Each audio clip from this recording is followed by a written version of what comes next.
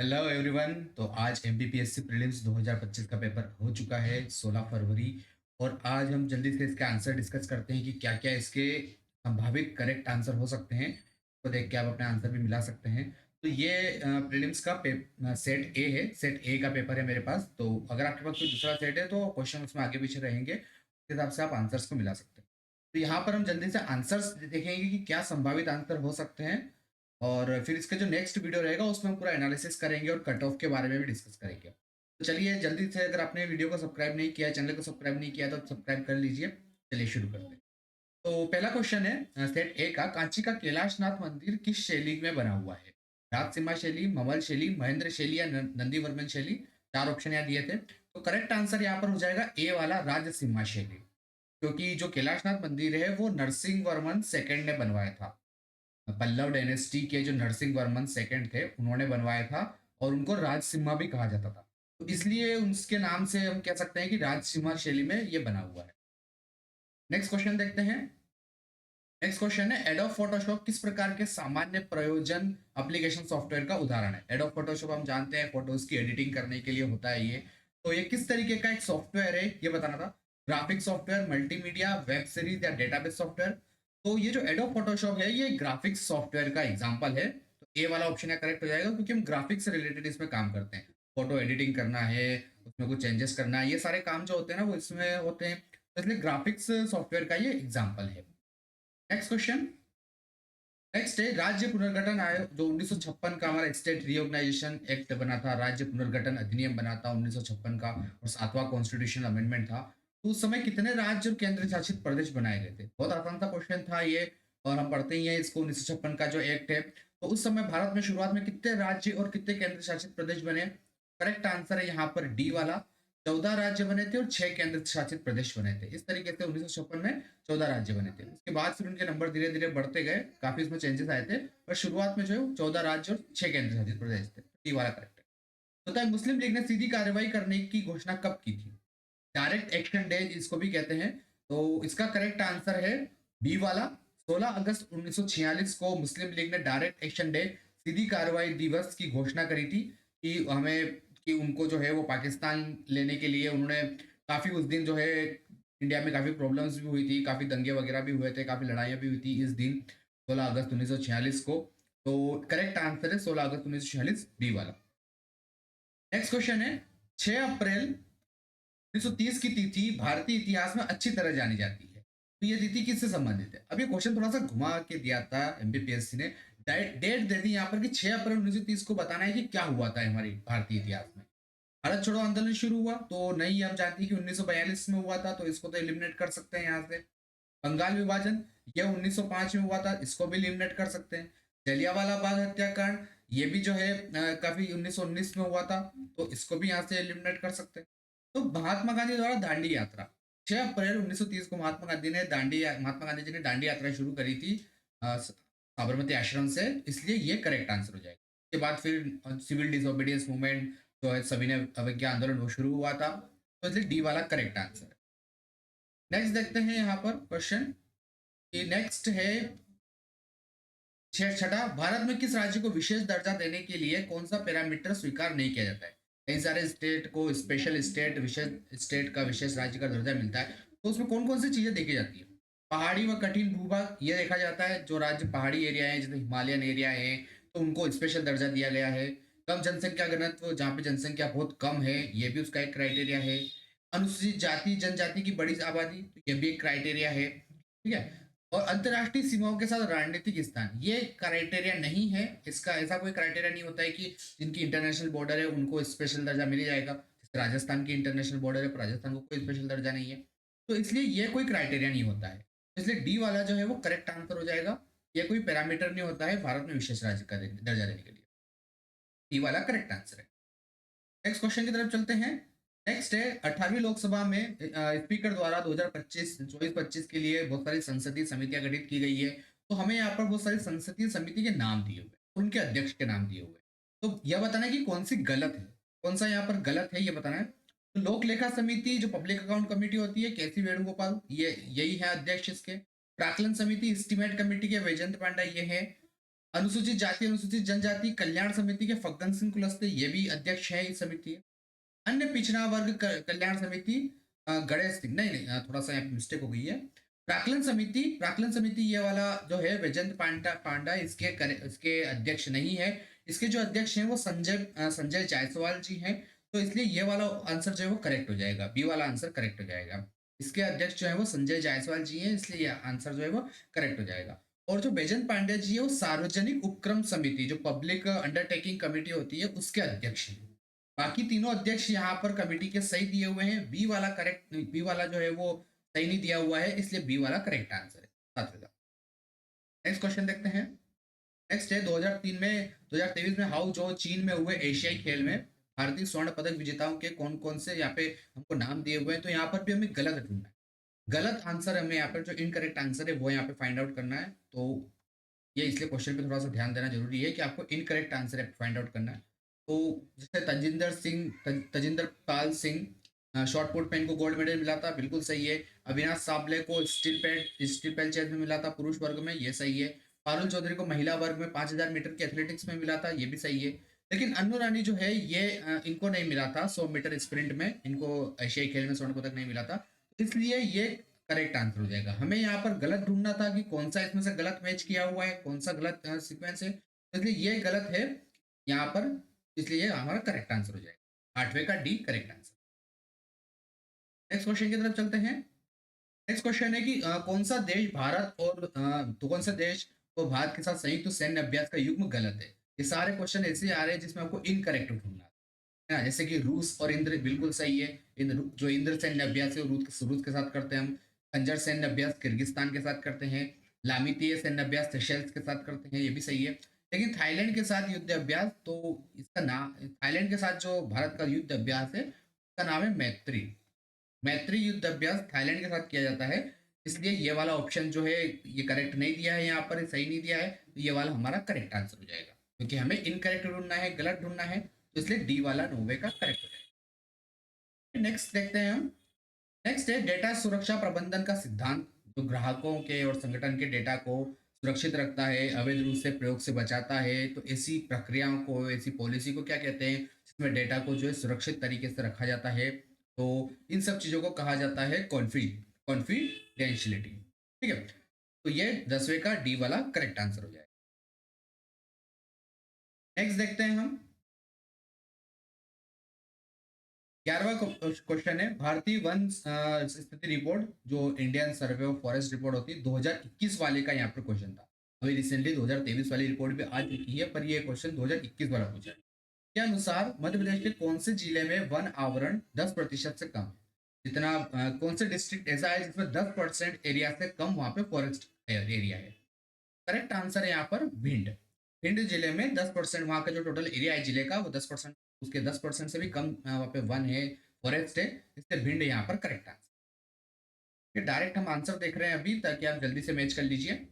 12वां question है कि संविधान का जो हमारा आर्टिकल दिया हुआ है 338, तो उसमें कौन से आयोग के गठन की बात करी गई है। जो आर्टिकल 338 है उसमें राष्ट्रीय महिला आयोग, अल्पसंख्यक, मानवाधिकार या अनुसूचित जाति।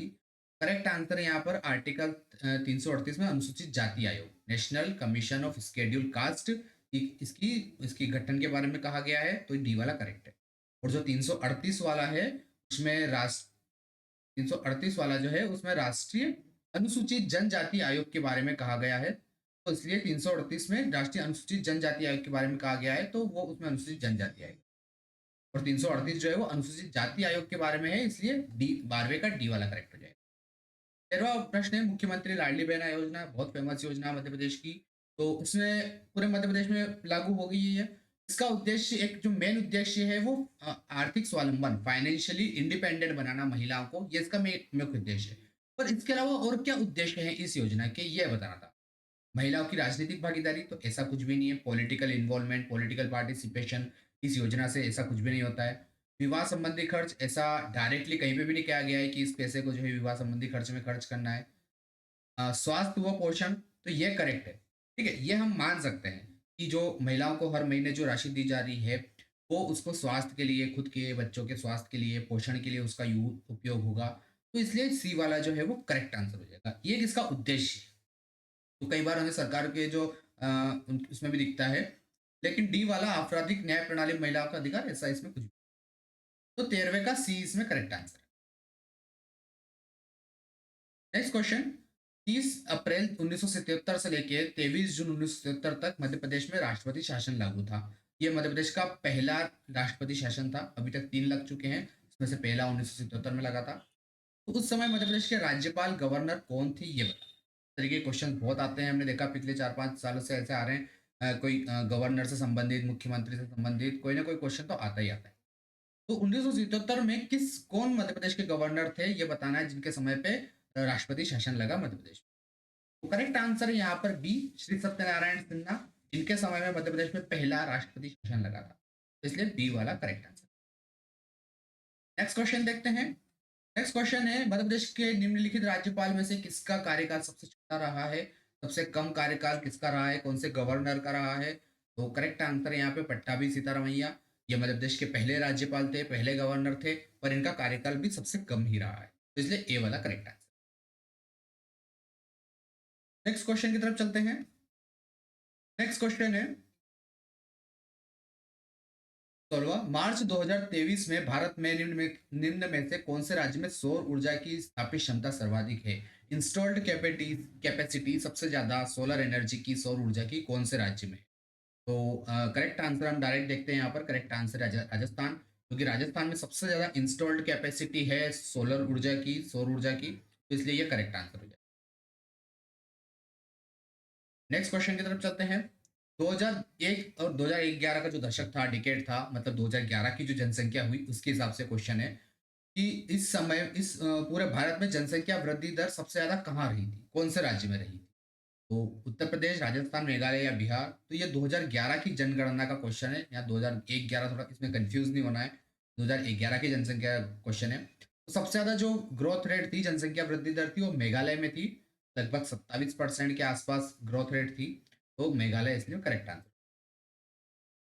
नेक्स्ट क्वेश्चन है, कौन से चक्रवात ने नवंबर दिसंबर 2024 में तमिलनाडु के तटीय भारत भाग को प्रभावित किया। तो कौन सा साइक्लोन आया था, दिसंबर के महीने में आया था, नवंबर दिसंबर 2024 में, रिसेंटली न्यूज में भी था, बहुत रिसेंट का करंट अफेयर है ये। करेक्ट आंसर है यहाँ पर फेंगल। फेंगल जो साइक्लोन है वो तमिलनाडु में आया था रिसेंटली, और ये करेक्ट आंसर है। नेक्स्ट क्वेश्चन है, 2024 में भारत निम्नलिखित में से कौन से परमाणु ऊर्जा केंद्र की स्थापित क्षमता सबसे ज्यादा है। तो यहाँ पे हमें परमाणु केंद्रों के नाम दिए हैं, काकरपारा, केगा, कल्पक्कम, कुडनकुलम, सब परमाणु केंद्र हैं। न्यूक्लियर रिएक्टर के नाम है साइट के। तो सबसे ज्यादा कैपेसिटी कहाँ की है, सबसे ज्यादा बिजली कहाँ पर बनती है, ये बताना है। रिसेंटली न्यूज में भी था ये। तो करेक्ट आंसर है यहाँ पर कुडनकुलम, जहाँ पर 2000 मेगावाट के आसपास की इसकी इंस्टॉल्ड कैपेसिटी है कुडनकुलम में। तो ये करेक्ट आंसर है। नेक्स्ट क्वेश्चन, किस उपनिषद में याज्ञवल्क और गार्गी का प्रसिद्ध संवाद मिलता है। यूनिट 1 का जो क्वेश्चन टॉपिक है उससे ये दिया हुआ है, भारत में ज्ञान परंपरा और उससे संबंधित। तो ये इस उपनिषद के क्वेश्चन भी बहुत इंपॉर्टेंट होते हैं कि किस उपनिषद में क्या दिया हुआ है। तो जो याज्ञवल्क और गार्गी का प्रसिद्ध संवाद है वो बृहदारण्यक के उपनिषद में दिया हुआ है, तो इसलिए ए वाला करेक्ट आंसर हो जाए। नेक्स्ट क्वेश्चन की तरफ चलते हैं। नेक्स्ट क्वेश्चन है, कौन सा गैर लाभकारी एक एनजीओ है, गैर लाभकारी संगठन है, जो रोबोटिक्स और ऑटोमेशन से संबंधित एक स्टैंडर्ड अगर सेट करना है भारत में, तो वो कौन सा संगठन देखता है। इसमें हमें ये बताना है कि कौन सा एनजीओ, कौन सा संगठन रोबोटिक्स से संबंधित सारे काम, स्टैंडर्ड सेटअप करना, रिसर्च करना है, सारे काम करना। तो करेक्ट आंसर है यहाँ पर AICB, किसको कहते हैं, all India council for robotics and automation, AICRA। ये बेंगलुरु बेस्ड ऑर्गेनाइजेशन है, और यही मतलब भारत में रोबोटिक्स से संबंधित एक बहुत महत्वपूर्ण एनजीओ भी है, एक संस्था कह सकते हैं जिसको, जो स्टैंडर्ड सेटअप करता है कि कैसे क्या काम होना चाहिए। तो ए वाला करेक्ट आंसर। नेक्स्ट क्वेश्चन की तरफ चलते हैं। नेक्स्ट क्वेश्चन है, एक मेलवेयर, यूनिट 9 का क्वेश्चन है। एक सॉफ्टवेयर की तरह दिखता है, और एक ऐसा मेलवेयर होता है जो जिसको हमें लगता है कि एक सॉफ्टवेयर है, एक कोई जेन्युइन प्रोग्राम है, लेकिन जब उसको हम इंस्टॉल करते हैं तो उसमें से वायरस वगैरह फिर और कुछ निकल जाता है, फिर हमारे कंप्यूटर में प्रॉब्लम हो जाती है। तो इसको क्या कहते हैं। तो की लॉगर, रैंसमवेयर, ट्रोजन या स्पाईवेयर। तो करेक्ट आंसर देखते हैं। करेक्ट आंसर है यहाँ पे ट्रोजन। ट्रोजन एक ऐसे तरीके का माइलवेयर होता है जो दिखता तो बिल्कुल जीन्युइन है, बिल्कुल एक नॉर्मल सॉफ्टवेयर है, बट वो होता कुछ और है। उसके अंदर अलग ही तरीके के वायरस और होते हैं, जिससे हमारा पूरा सिस्टम खराब हो जाता है। तो इसलिए सी वाला जो है वो करेक्ट है। नेक्स्ट है, भारतीय संविधान के किस अनुच्छेद के अंतर्गत राष्ट्रपति राज्य विशेष के लिए अनुसूचित जनजाति समुदायों के लिए लोक अधिसूचना जारी करते हैं? मतलब कि कौन से समुदाय को एसटी में शामिल करना है किसी राज्य में, तो ये कौन से आर्टिकल के अंतर्गत? यूनिट 10 का ये क्वेश्चन है। और हम जानते हैं कि आर्टिकल 342 के अंतर्गत राष्ट्रपति के पास पावर है कि वो किसी भी समुदाय को एसटी में शामिल कर सकते हैं। ये आर्टिकल 342 में दिया हुआ है। तो ये इसलिए 342 correct answer. Next question. Next question देखते हैं 24वां। मध्य प्रदेश में मैंगनीज के संबंध में निम्नलिखित कथनों पर विचार करना है। तो यहाँ पर मैंगनीज के संबंध में हमको स्टेटमेंट दिए थे जैसे 2020-21। अब बहुत पुराना पुराना डेटा दे रहा है एमपीपीएससी। ज्यादातर चीजें 20-21 की मिल रही है। 20-21 में मध्य प्रदेश मैंगनीज निक्षेप में देश में सेकंड नंबर पे था। पहला स्टेटमेंट ये कह रहा है। और दूसरा कह रहा है कि प्रथम नंबर पे था। तो यहाँ पर ये दोनों स्टेटमेंट एक दूसरे के अपोजिट है। इसका मतलब ये कि दोनों तो सही हो नहीं सकते। और हम जानते हैं कि मध्य प्रदेश जो है वो मैंगनीज में पहले नंबर पर है हमेशा। ये 2020-21 का जो नाम है ना, ये आपको सिर्फ कंफ्यूज करने के लिए दिया हुआ है। मध्य प्रदेश कई सालों से मैंगनीज प्रोडक्शन में पहले नंबर पर है। तो इसलिए दूसरा वाला स्टेटमेंट करेक्ट है। छिंदवाड़ा की में गोदावरी नदी, वर्धा नदी घाटियों में मैंगनीज के हमको भंडार मिलते हैं। और झाबुआ की जो थानला तहसील है वहां पे भी मैंगनीज के भंडार मिलते हैं। तो इसलिए दूसरा, तीसरा और चौथा ऑप्शन करेक्ट है। तो करेक्ट आंसर हो जाएगा यहाँ पर बी वाला। बी वाला करेक्ट है। पहले को में से अगर हम पहले को इलिमिनेट कर देंगे, क्योंकि मध्य प्रदेश सेकंड पे नहीं है, मध्य प्रदेश हमेशा फर्स्ट पर है मैंगनीज में, तो पहले को इलिमिनेट कर देंगे तो बाकी ऑप्शन अपने आप डिलीट हो जाएंगे। दूसरा ऑप्शन बचेगा तो वो करेक्ट आंसर। नेक्स्ट क्वेश्चन की तरफ चलते हैं। नेक्स्ट क्वेश्चन है कि राष्ट्रपति पर महाभियोग प्रक्रिया जब लगाते हैं, इम्पीचमेंट की जो प्रोसेस होती है राष्ट्रपति को हटाने की, तो वो किस बेसिस पे, किस आधार पर लगाई जा सकती है? देखो चारों ऑप्शन यहाँ पर दिए हुए ना, ऐसा लग रहा है कि चारों ऑप्शन बिल्कुल सही है। जो कॉन्स्टिट्यूशन में जो लिखा हुआ है उसके हिसाब से हमें देखना पड़ेगा। व्यवसायिक कदाचार, संवैधानिक का उल्लंघन, लाभ का व्यवसाय या मानसिक अस्थिरता। हम यहाँ पे राष्ट्रपति की बात कर रहे हैं। ये चारों स्टेटमेंट जो है, अगर जैसे किसी और चीज के लिए हम बात करते हैं तो सारे चारों सही हो जाते हैं। लेकिन राष्ट्रपति के ऊपर इम्पीचमेंट तभी लगाया जा सकता है जब राष्ट्रपति संविधान का उल्लंघन करता है। तो इसलिए 25वें का बी वाला करेक्ट हो जाएगा। नेक्स्ट क्वेश्चन है 26, काली मिट्टी के संबंध में बताना है। डेक्कन लावा के यूरोजन से बनी थी, तो ये स्टेटमेंट सही है। मिट्टी में नाइट्रोजन, फास्फोरस जैव पदार्थ मिलते हैं। नमी धारण करने की क्षमता इसमें अच्छी होती है और पश्चिमी भागों में मिलती है। तो हमें यहाँ पर सही नहीं है वो स्टेटमेंट देखना था कौन सा इनकरेक्ट है। तो बी वाला जो स्टेटमेंट है वो इनकरेक्ट है, क्योंकि काली मिट्टी में बिल्कुल नमी धारण करने की क्षमता अधिक होती है। ये स्टेटमेंट बिल्कुल सही है। पश्चिम भाग में मिलती है, मालवा एरिया में मिलती है पश्चिम भाग में, ये भी बिल्कुल सही है। और डेक्कन लावा से बनी है, ये भी बिल्कुल सही है। लेकिन इसमें नाइट्रोजन, फास्फोरस जैव पदार्थों की अधिकता नहीं होती है, ये तो और कमी होती है।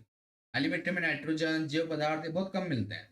इसमें तो लाइम, एल्यूमिना वगैरह ये ज्यादा मिलता है।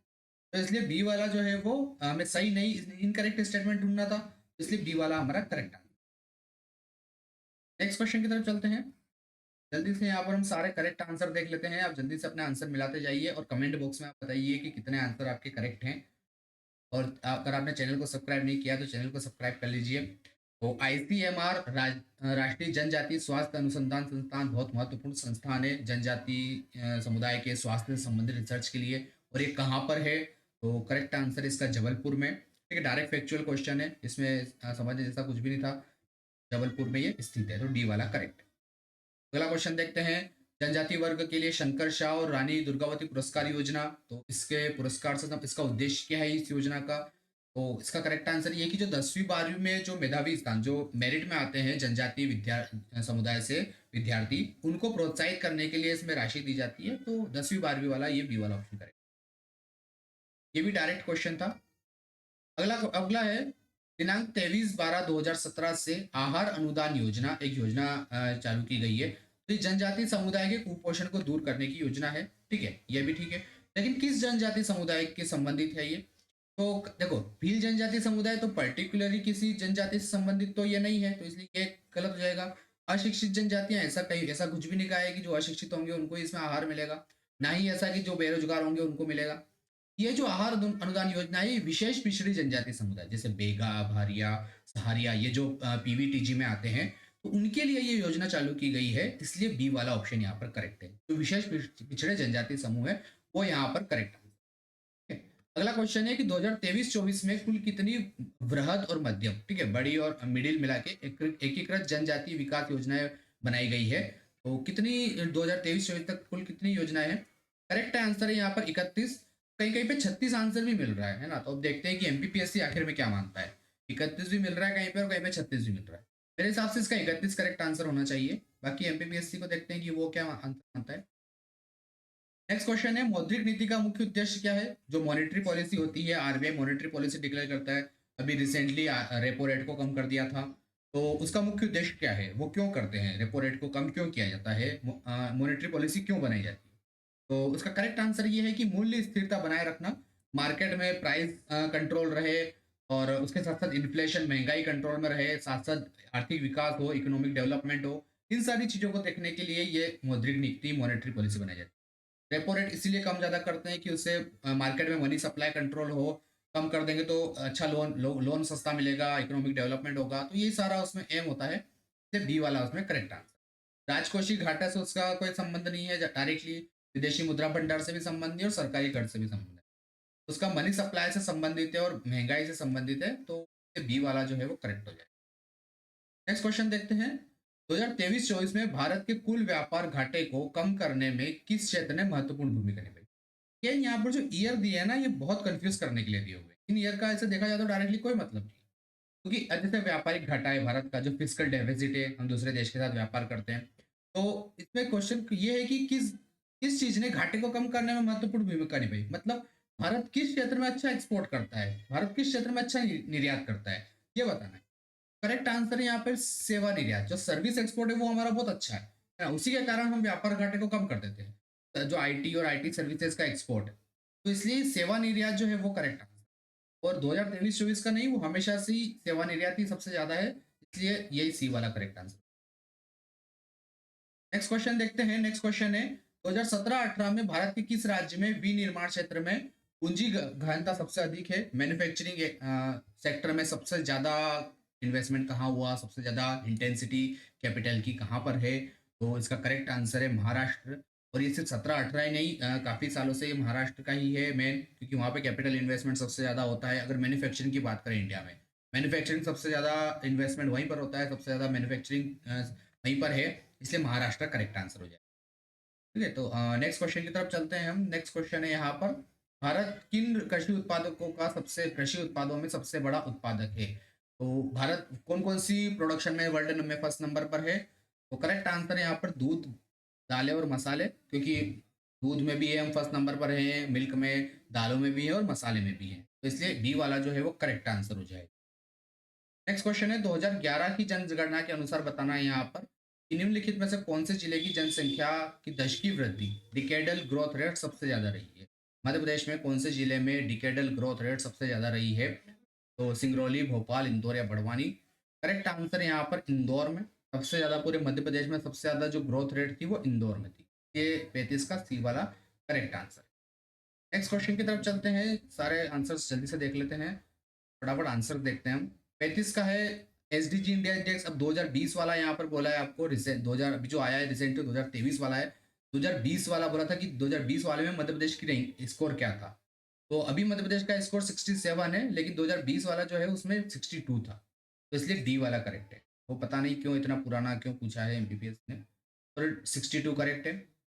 अगला क्वेश्चन देखते हैं। नेक्स्ट क्वेश्चन है कि राष्ट्रीय पृथ्वी विज्ञान केंद्र कहाँ पर है? तो केरल के तिरुवनंतपुरम में है। डायरेक्ट फैक्चुअल क्वेश्चन है। 37 का बी वाला करेक्ट है। उद्यम क्रांति योजना का मुख्य उद्देश्य क्या है? उद्यम क्रांति योजना इसलिए लागू की गई है ताकि स्वरोजगार के साधन उपलब्ध हो, और गारंटी के साथ उनको ऋण प्रदान करना युवाओं को, ताकि वो अपने उद्योग स्थापित कर सके। इससे बी वाला जो है वो करेक्ट है।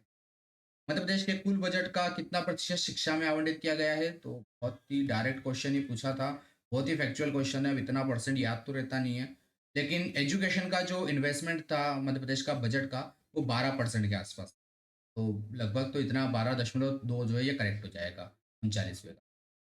नेक्स्ट क्वेश्चन की तरफ चलते हैं। नेक्स्ट है कि मध्य प्रदेश में सबसे अधिक उत्पादकता वाली सब्जी कौन सी है? सबसे ज्यादा मध्य प्रदेश में प्रोडक्शन कौन सी सब्जी का होता है?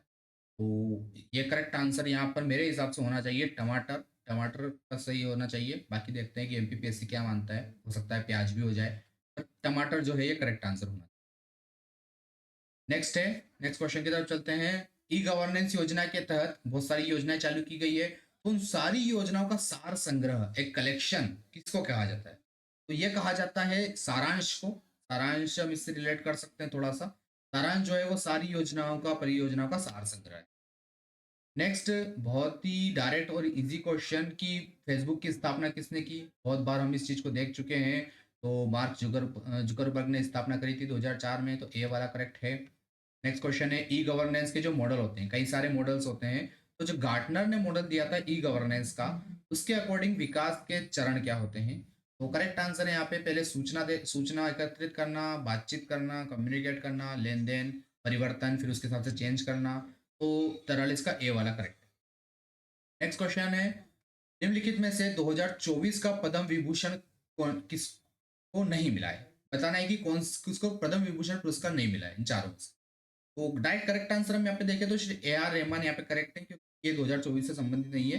बाकी तीनों जो महान हस्ती हैं उनको 2024 में पद्म विभूषण पुरस्कार मिला था। श्री वैजंती माला तो तमिलनाडु से हैं, ये आंध्र प्रदेश से हैं। कोनिडेला चिरंजीवी, श्री श्री एम के वेंकैया नायडू, ये भी आंध्र प्रदेश से हैं। तो इनको सबको पद्म विभूषण मिला था 2024 में, पर श्री ए आर रहमान को नहीं मिला था। इनको 2010 के आसपास मिला था शायद पद्म भूषण।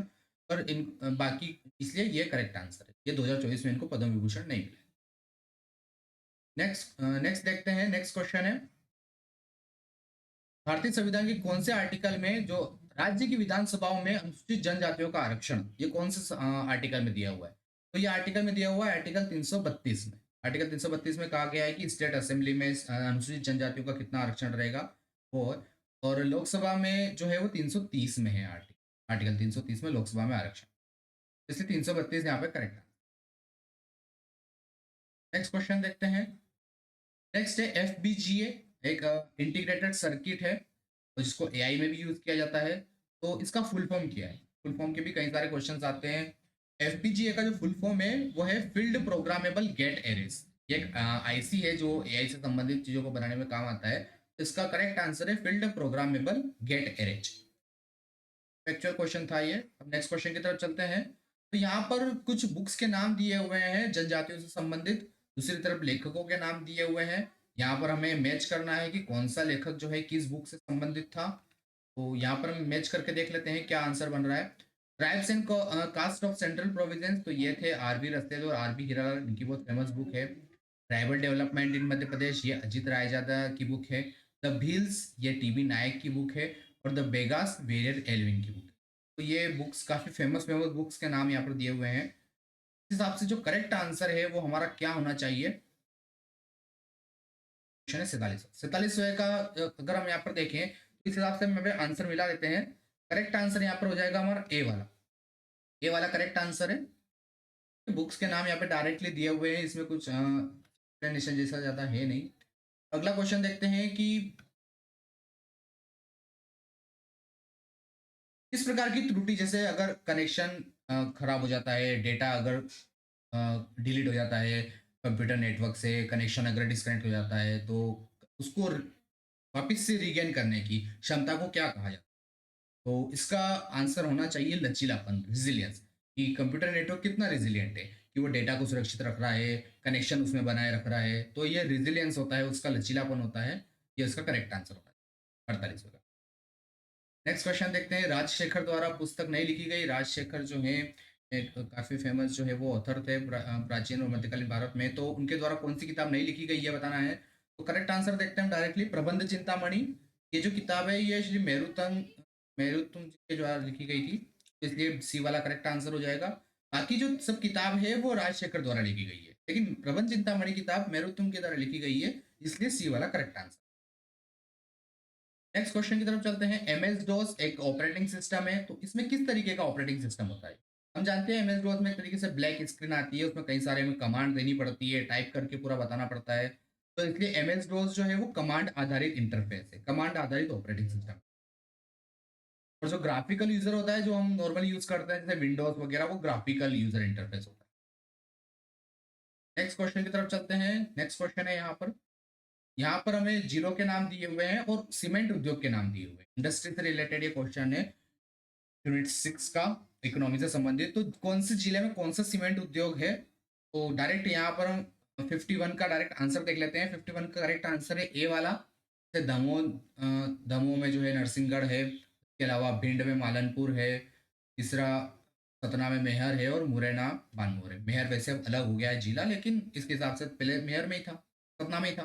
तो इसलिए ए वाला जो है वो करेक्ट आंसर हो जाएगा 51 में। नेक्स्ट क्वेश्चन देखते हैं। नेक्स्ट क्वेश्चन है कि सिंगरौली का जो महान एल्यूमिनियम प्लांट है, तो उसके बारे में स्टेटमेंट्स यहाँ पर दिए हुए हैं। कौन कौन से स्टेटमेंट यहाँ पर करेक्ट है वो हमें यहाँ पर देखना है। तो स्टेटमेंट देख लेते हैं हम। यह सिंगरौली के बरगावा में महान एल्यूमिनियम प्लांट है, बिल्कुल सही है। 2013 से प्रारंभ हुआ, ये भी सही है। 80% यहाँ से जितना प्रोडक्शन होता है सब एक्सपोर्ट कर दिया जाता है, और इसके लिए यहाँ पे फ्रांसीसी टेक्निक, फ्रेंच टेक्निक का यूज किया जाता है। तो चारों ऑप्शन यहाँ पर करेक्ट दिए हुए हैं, तो इसलिए चारों ऑप्शन यहाँ पर बिल्कुल सही है। चारों यहाँ पर बिल्कुल सही ऑप्शन है। नेक्स्ट क्वेश्चन की तरफ चलते हैं। नेक्स्ट क्वेश्चन है कि पीवीटीजी, एक बार बार ये क्वेश्चन आता रहता है कि मध्य प्रदेश में कौन से पीवीटीजी में नहीं आते हैं, विशेष रूप से कमजोर जनजाति समूह में नहीं आते हैं।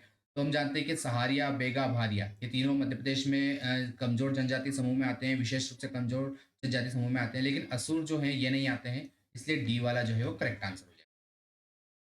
नेक्स्ट क्वेश्चन देखते हैं। पातालकोट एरिया बहुत फेमस है छिंदवाड़ा का, तो यहाँ पर कौन सी जनजाति मिलती है?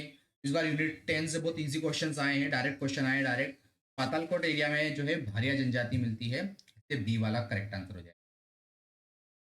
नेक्स्ट क्वेश्चन है पी आर श्रीजेश। तो एक नाम यहाँ पे खिलाड़ी हैं, काफी फेमस ही है, हॉकी प्लेयर हैं। इनको कौन सा पुरस्कार नहीं मिला है?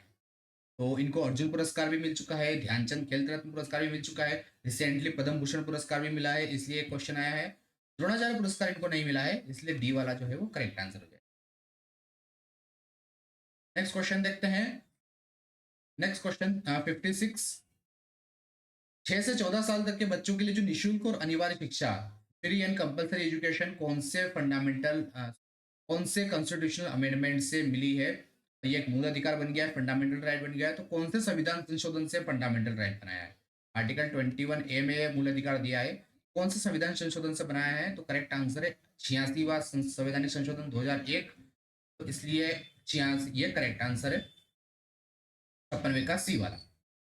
नेक्स्ट क्वेश्चन है, यहाँ पर हमें नदियों के नाम दिए हुए हैं, और उसके ऊपर जो नगर स्थित हैं, जो शहर स्थित है उन नदियों पे वो दिया हुआ है।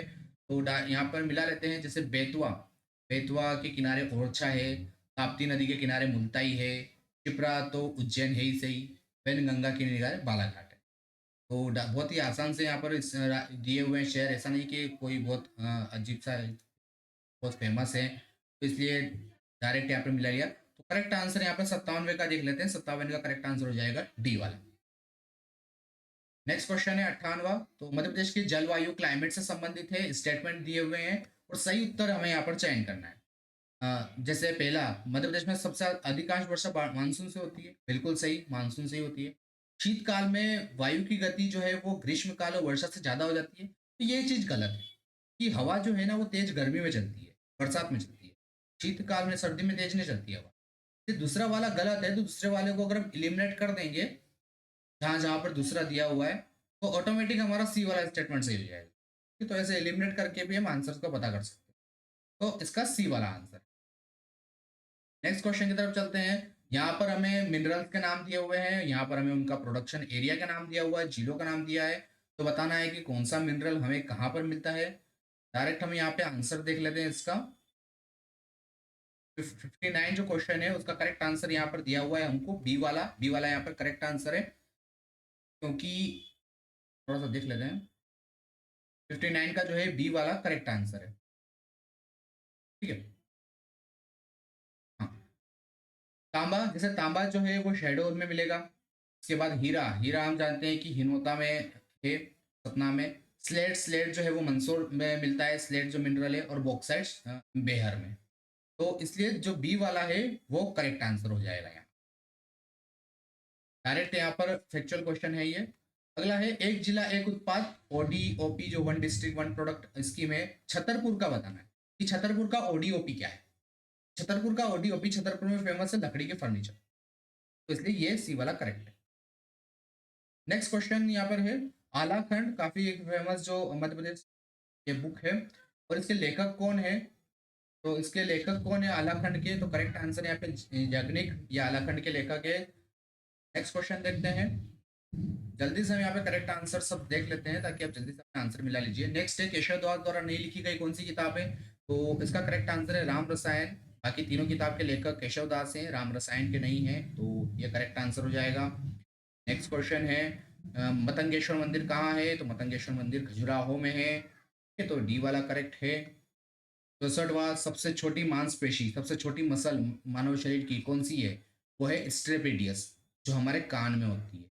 हाँ, वो पूरे शरीर की सबसे छोटी मसल है, इसलिए सी वाला जो है वो करेक्ट आंसर है। नेक्स्ट, मनसुखा जो नाट्य है, लोक नाट्य, फोक जो लोक नाट्य है, फोक ड्रामा है, वो कौन से एरिया का फेमस है? तो मनसुखा बघेलखंड एरिया का एक फोक ड्रामा है, तो इसलिए बघेलखंड यहाँ पे करेक्ट आंसर। डायरेक्ट क्वेश्चन है सब ये। सत्कार्यवाद ये जो फिलोसॉफी है ये कौन से दर्शन से है? तो ये सांख्य दर्शन से रिलेटेड है सत्कार्यवाद, तो इसका सी आंसर है। इस आश्रम में रहते हुए मनुष्य को 5 महायज्ञों का अनुष्ठान करना पड़ता है, तो जो 5 यज्ञ हैं वो रिलेटेड है गृहस्थ आश्रम। गृहस्थ आश्रम में रहते हुए मनुष्य को 5 यज्ञ करने पड़ते हैं, अलग जैसे कि देव यज्ञ हैं, भूत यज्ञ हैं, अतिथि यज्ञ हैं, इस तरीके से, तो वो गृहस्थ आश्रम से संबंधित है। ठीक है, नेक्स्ट क्वेश्चन है तमिलनाडु में वैष्णव धर्म का प्रचार अलवर संतों द्वारा किया गया था। ठीक है, तो महिला अलवर संत कौन सी थी? तो करेक्ट आंसर यहाँ पे अंदाल, ये महिला अलवर संत थी, भगवान विष्णु के भक्त थे। नेक्स्ट क्वेश्चन की तरफ चलते हैं। 2020-21 का यहाँ पर पूछा है, 21-22 का पूछा है कि क्षेत्रफल में सेकंड, एरिया में सेकंड, लेकिन प्रोडक्शन में दालों में फर्स्ट। दाल में प्रोडक्शन सबसे ज्यादा कहाँ पर होता है पूरे इंडिया में, लेकिन क्षेत्रफल सेकंड नंबर पर है। तो ये एरिया जो है ये अगेन आप सॉरी ईयर आपको अगेन कंफ्यूज करने के लिए दिया हुआ है। दाल में सबसे ज्यादा मध्य प्रदेश में होती है दाल, कुल दाल मिला के, इसलिए मध्य प्रदेश करेक्ट है। बाकी क्षेत्रफल में सेकेंड और ईयर ये सब कंफ्यूज करने के लिए दिया हुआ। अगर इतना सा देखें कि दालों के उत्पादन में पहले स्थान पर कौन है, तो मध्य प्रदेश। बाकी सब चीजें यहाँ पर कोई मायने नहीं रखती, तो इसलिए डी वाला करेक्ट है। नेक्स्ट है प्रत्येक वेद के अलग अलग ब्राह्मण ग्रंथ हैं, तो यजुर्वेद के ब्राह्मण ग्रंथ हमें यहाँ पर बताना है। हर वेद के अलग अलग ब्राह्मण ग्रंथ है, जैसे गोपद ब्राह्मण ग्रंथ की बात करें तो ये अथर्ववेद का है, हमें यजुर्वेद का बताना है। पंचवीस जैमिनीय ये सामवेद के हैं। ऐत्री और कौशिकीय ये जो है वो ऋग्वेद के हैं, और इसलिए तैतरी और शतपथ जो है ये यजुर्वेद के हैं, तो इसलिए डी वाला जो है वो करेक्ट आंसर हो जाएगा। नेक्स्ट क्वेश्चन देखते हैं। संविधान सभा की पहली बैठक 9 दिसंबर 1946 को हुई नई दिल्ली में, बिल्कुल सही। जवाहरलाल नेहरू को संविधान सभा में आमंत्रित नहीं किया गया, ये कैसा स्टेटमेंट है? सामने दिख रहा है कि ये गलत है, ऐसा हो ही नहीं सकता, तो इसलिए जो है सेकंड स्टेप, फर्स्ट वाला स्टेटमेंट सही है, दूसरा गलत है, तो इसलिए सी वाला जो है वो करेक्ट आंसर हो जाए। अगला क्वेश्चन है कि मध्य प्रदेश में कितनी तेल रिफाइनरीज थी? अगेन ईयर यहाँ पर बहुत कंफ्यूज करने के लिए दे दिया। मध्य प्रदेश में हमेशा से एक ही तेल रिफाइनरी है, जो कि बीना में है, सागर जिले में, तो इसलिए एक यहाँ पर बी वाला करेक्ट आंसर। बाकी 2024 में अब कंफ्यूज हो जाएंगे कि कोई नई तो नहीं बन गई, ऐसा कुछ भी नहीं। नेक्स्ट क्वेश्चन है जो हमारा संविधान का आधारभूत ढांचा है, बेसिक स्ट्रक्चर है, ये कौन से जजमेंट में सबसे पहले दिया था सुप्रीम कोर्ट ने? तो करेक्ट आंसर है केशवानंद भारती बनाम केरल राज्य, जो 1973 का फेमस जजमेंट है, उसी से आधारभूत ढांचा बेसिक स्ट्रक्चर का कॉन्सेप्ट निकल, तो इसलिए टी वाला करेक्ट है। नेक्स्ट क्वेश्चन है कि जो उच्चतम न्यायालय और उच्च न्यायालयों के न्यायाधीशों की जो नियुक्ति होती है, तो ये जो पूरा प्रोसीजर है ये कौन सी कमिटी की रिकमेंडेशन से बनाया था संविधान में? तो कमिटी का नाम डायरेक्ट यहाँ पर है डी वाला, सप्रू कमिटी, सर तेज बहादुर सप्रू की चेयरमैनशिप में कमिटी बनाई थी, और इनकी रिकमेंडेशन के हिसाब से जो हम आज प्रोसीजर यूज करते हैं जजेस के अपॉइंटमेंट में, वो 1945 में इनकी रिकमेंडेशन में बनाया, तो ये करेक्ट आंसर। नेक्स्ट है संविधान जो संपत्ति का अधिकार है, तो उस पहले ये फंडामेंटल राइट हुआ करता था, मूल अधिकार हुआ करता था, लेकिन 44वें संवैधानिक संशोधन से इसको हटा, मूल अधिकार से हटा दिया था। तो ये अभी कौन सा अधिकार है ये बताना है, और ये यूपीएससी में भी ये क्वेश्चन ऑलरेडी आ चुका है। तो ये अभी एक कानूनी अधिकार है, लीगल राइट है। जैसे मूल अधिकार वो है जो कि संविधान में लिखे हुए हैं, लेकिन जो आर्टिकल तो 12 से लेकर के आर्टिकल हमारे 35 तक हैं वो हमारे मूल अधिकार हैं, लेकिन यह है कानूनी अधिकार। उसके अलावा और भी बहुत सारे राइट हैं, जैसे कि वोट देने का अधिकार है, ये सब चीजें हैं, तो वो लीगल राइट्स में आते हैं, तो इसलिए डी वाला करेक्ट आंसर। नेक्स्ट क्वेश्चन है कि भारत में सबसे ज्यादा वन क्षेत्र कहाँ पर है? अगेन ईयर यहाँ पर कंफ्यूज करने के लिए दे दिया, 2021 तो कोई मतलब नहीं है यहाँ पर। सबसे ज्यादा वन क्षेत्र कहाँ पर है भारत में? तो मध्य प्रदेश में। ठीक है, डायरेक्ट क्वेश्चन है। नेक्स्ट है बघेलखंड के स्वतंत्रता सेनानी ठाकुर रणमत सिंह, इनको फांसी की सजा कब दी गई? 1857 की क्रांति के महान ये जननायक थे ठाकुर रणमत सिंह, रीवा क्षेत्र से। इनको फांसी की सजा कब दी गई? इनको फांसी की सजा दी गई थी अगस्त 1859 में। ठीक है, यहाँ पर सारे अगस्त के महीने दे दिए हैं, लेकिन करेक्ट ईयर जो है वो 59 है, इसलिए सी वाला करेक्ट है। नेक्स्ट क्वेश्चन है दक्षिणी दोलन, इसको सदर्न ऑसिलेशन भी कहते हैं, तो ये कौन से दो महासागर के बीच में होता है? अलग तरीके से इस बार क्वेश्चन आए हैं। तो सदर्न ऑसिलेशन है वो कौन से दो महासागर के बीच में होता है? तो ये जो सदर्न ऑसिलेशन है, जिसमें जो उच्च दाब, जो दाब का क्षेत्र है, टेम्परेचर भी कम हो जाता है, दाब जो प्रेशर है वो भी कम हो जाता है महासागर में।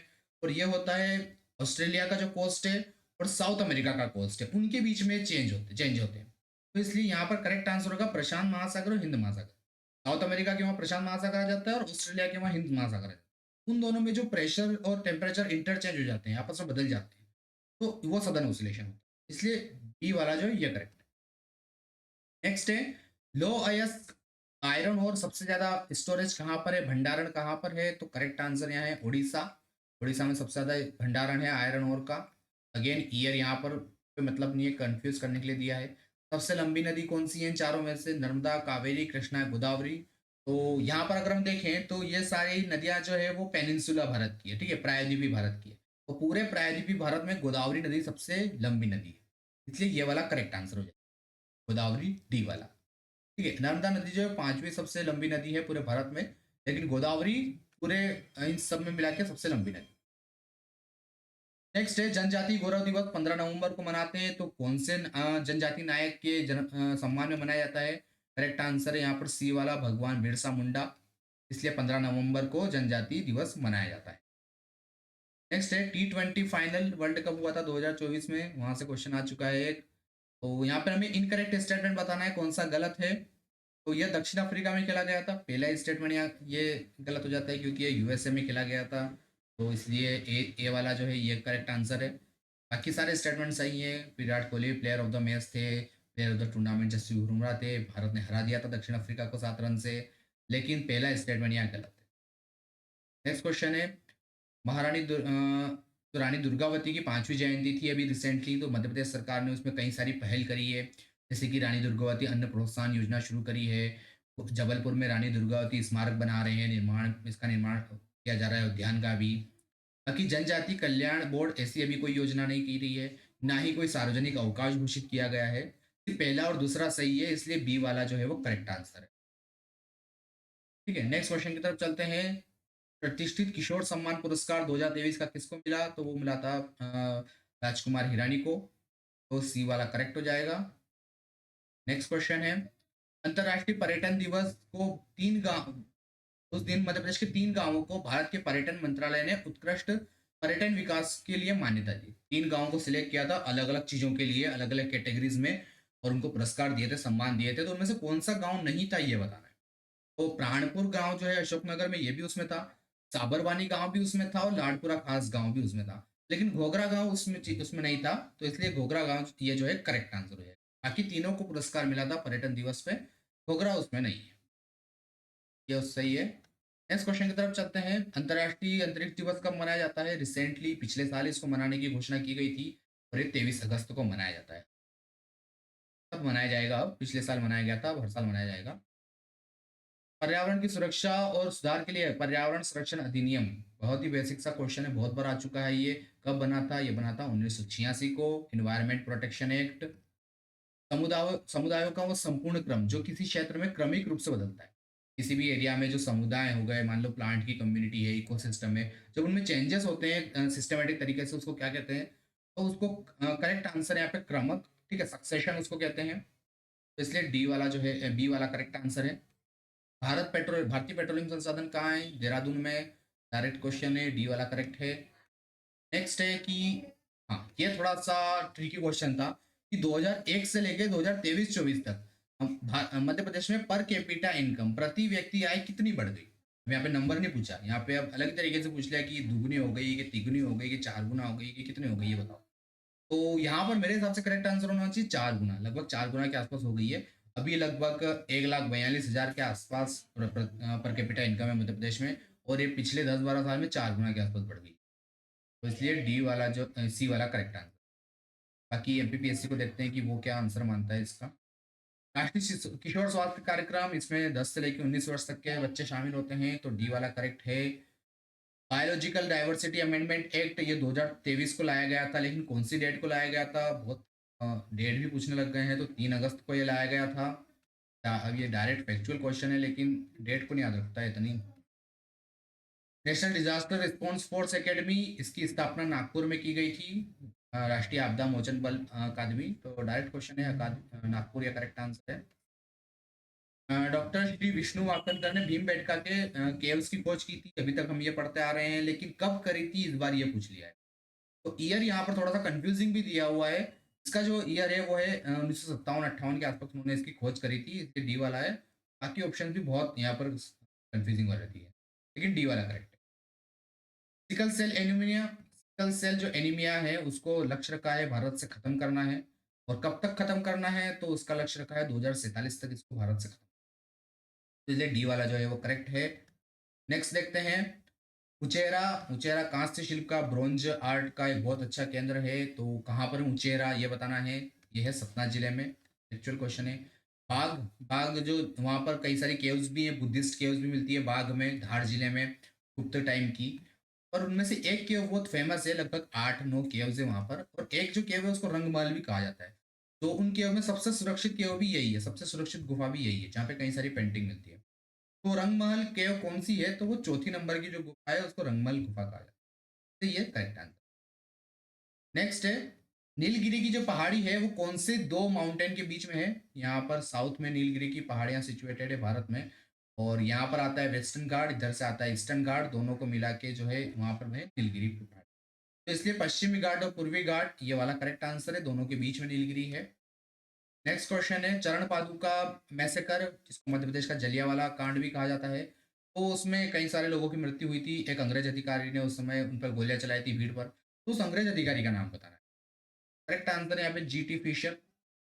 और नेक्स्ट, टूरिया जंगल सत्याग्रह का नेतृत्व किसने किया। तो टूरिया जंगल सत्याग्रह हम पढ़ते हैं यहाँ पर, लेकिन यहाँ पर जो नाम है वो थोड़ा सा कंफ्यूजिंग यहाँ पे दिया हुआ था, लेकिन करेक्ट आंसर है यहाँ पे डी मुका लोहार।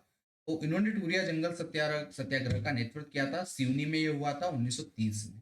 तो करेक्ट आंसर है यहाँ पे डी वाला, मुका लोहार। दुर्गा शंकर मेहता हमेशा पढ़ते हैं वैसे, हमेशा लीडरशिप का जो पढ़ते हैं, लेकिन मुका लोहार उन्होंने भी इसमें लीडरशिप करी थी, तो ये करेक्ट आंसर। गंजन सिंह कोरकू नहीं है वो, उन्होंने जो है बैतूल जिले में जो जंगल सत्याग्रह हुआ था वहां पर उन्होंने नेतृत्व किया था, लेकिन डी वाला जो है मुका लोहार वो टूरिया जंगल सत्याग्रह। तो ये करेक्ट आंसर है। तो यहाँ पर हमने करेक्ट आंसर सारे देख लिए हैं, और आंसर आप मिला लीजिए, कितने आपके करेक्ट हो रहे हैं वो आप कमेंट बॉक्स में बताइए, और जल्दी से नेक्स्ट वीडियो में हम पूरे पेपर का एनालिसिस करेंगे, और कट ऑफ भी हम देखेंगे कि कितना कट ऑफ इस बार जा सकता है। और अगर आप चैनल पर नए हैं तो प्लीज़ आप चैनल को सब्सक्राइब कर लीजिए। Thank you.